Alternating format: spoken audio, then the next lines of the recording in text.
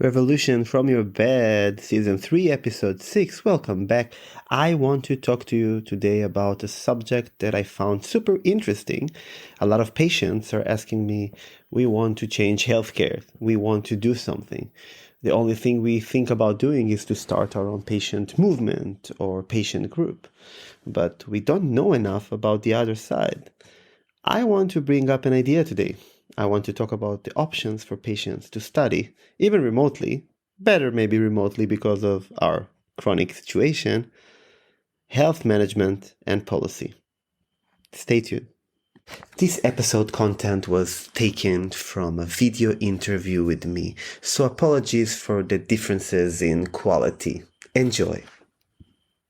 Why did I decide to study health management?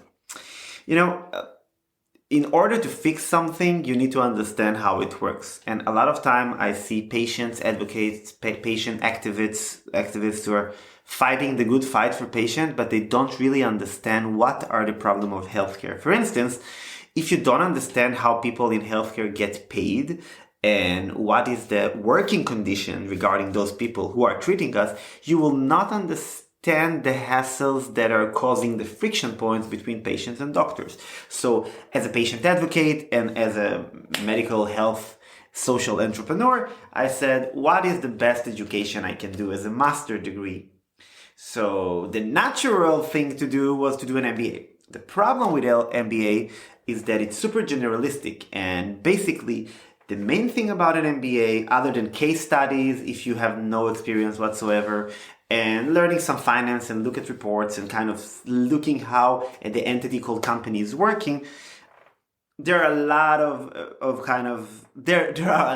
criticism about there is a lot of criticism about MBAs, saying that it's not practical enough. And some people claim that you can do different courses online or program like Art MBA, the Power MBA, or other Quantic, Art MBA, Power MBA, Quantic, or other short programs or courses from Coursera and so on that will teach you the same thing. And I thought, okay, if I'm doing an MBA, maybe I should do a healthcare MBA. That's how I can combine the healthcare management, financing, economy stuff that I need to understand and learn better how to manage my own project. Because not all of my projects are businesses. Actually, a lot of them are social, but social NGOs and so on are moving also towards the social business realm, in which you have to have some sort of a sustainability model, that you're not only dependent on money coming from donations, you can also provide services or value, so you can kind of balance your income and outcome of expenditure of money. The problem was, again, that I thought, yeah, but if I'm learning an MBA right now, I'm stepping a bit again more into the entrepreneurial mode, which is wonderful, but I'm kind of neglecting healthcare. And you need to understand, somebody in my position, that you wake up in the morning and you do yoga and stuff, but afterwards every day is a new day. Like one day you're working on your startup, another day you're mentoring other startups, and another day you're working on charity, another day you're speaking in a conference, and then you working with the hospital as an advisor or doing social media stuff. It's very diverse. There is no single education that was perfect for me. So the main decision was either I should do a clinical education, like going back to medical school, RN, like a registered nurse, or nutrition, or anything clinical to give me more credibility working with healthcare system, or to come from the other side, maybe doing something that is more administrative or managerial. And it's not only about the title. There are a lot of degrees out there for health economics or healthcare management.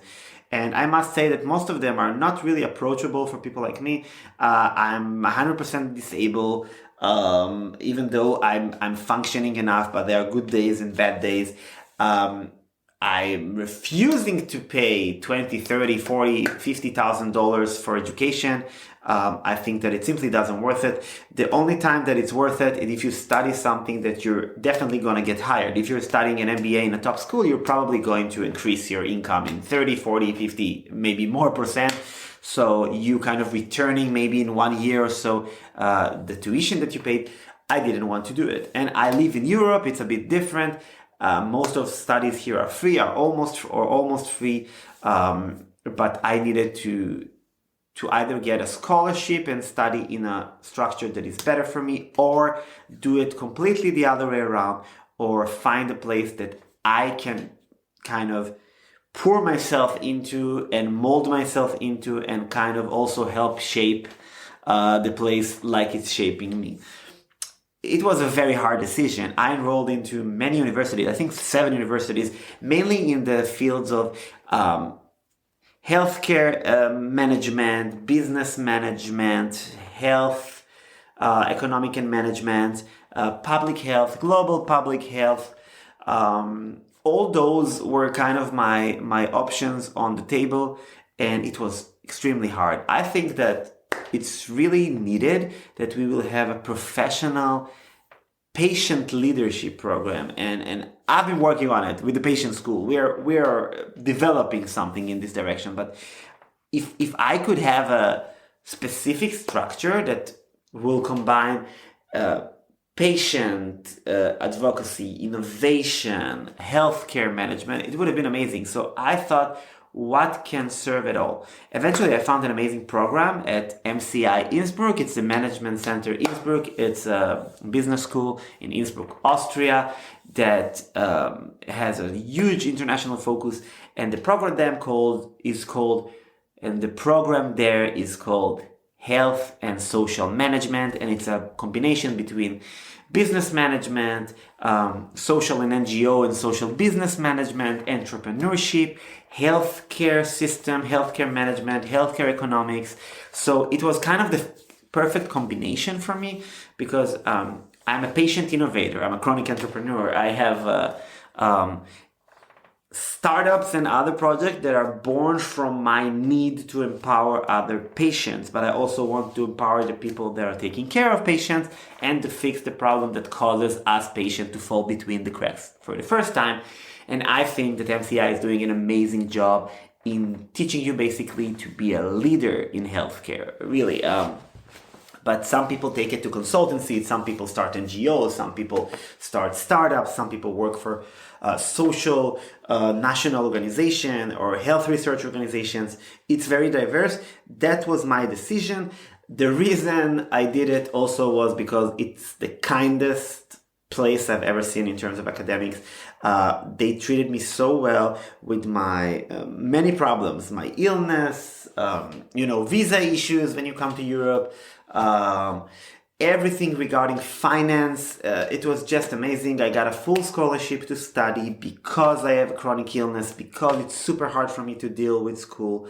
The time is pretty flexible. They're doing an amazing job, and I truly think that I made a good choice.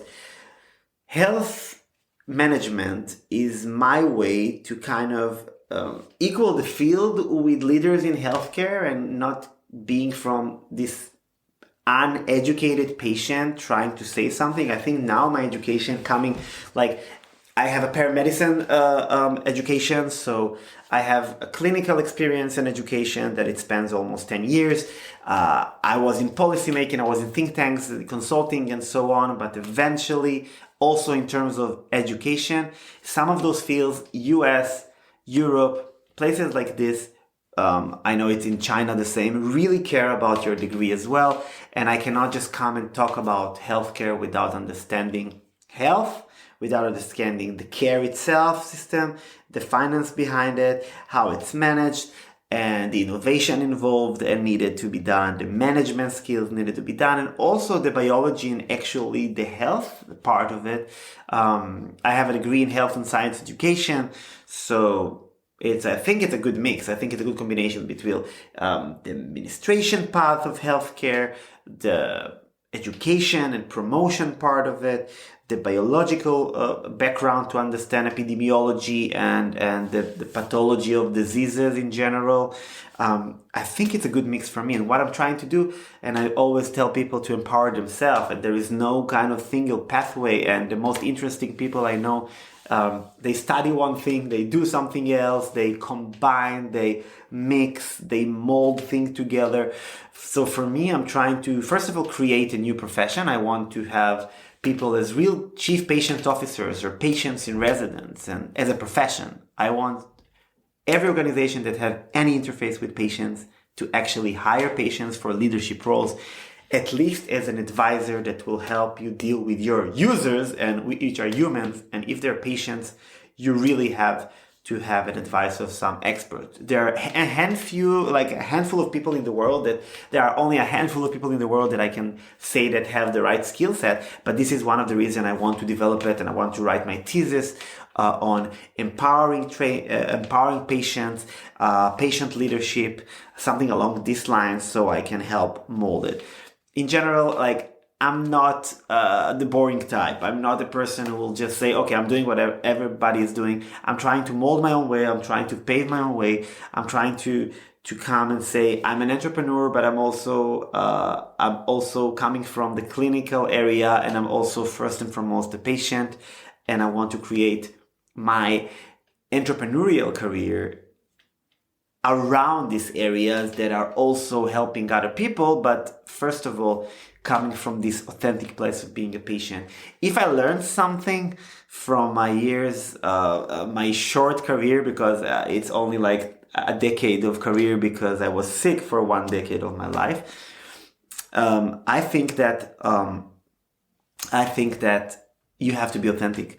Like, if I try to now be this successful CEO of a company, I'm not sure it's me, okay? Like, if I'm trying to be now this only advisor, only trainer, or consultant, or I need to pave my own way. And it's very important for me to talk to people and to advocate. So I'm in social media, I'm doing public speaking, I'm writing books and articles. I'm trying to do everything around the fact that health should be promoted and people should be empowered in general. Humans should be empowered. I'm learning as I go. I really believe that this degree might be the next step of helping me understand what else to fix or what I need to break inside the system to rebuild.